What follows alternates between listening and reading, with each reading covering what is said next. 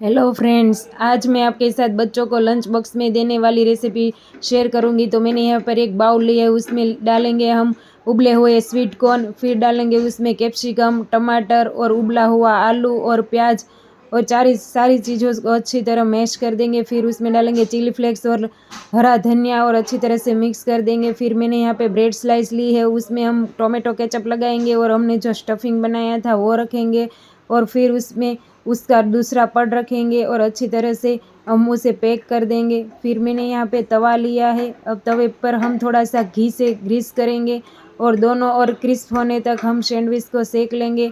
तो आप मेरी चैनल पे नए हो तो मेरी चैनल को सब्सक्राइब कीजिए और मेरे पेज को लाइक और फॉलो कीजिए। हमें सैंडविच को दोनों ओर अच्छी तरह क्रिस्प होने तक सेक लेना है। तो हमारी सैंडविच है वो रेडी हो चुकी है। अब हम उसे के कट लगाएंगे और 2 पीसेस करेंगे। आप ये सैंडविच अपने बच्चों को लंच बॉक्स में दे सकते हो और या कभी भी शाम की भूख में आप अपने बच्चों को दे सकते हो। तो तैयार है हमारी चीज़ सैंडविच।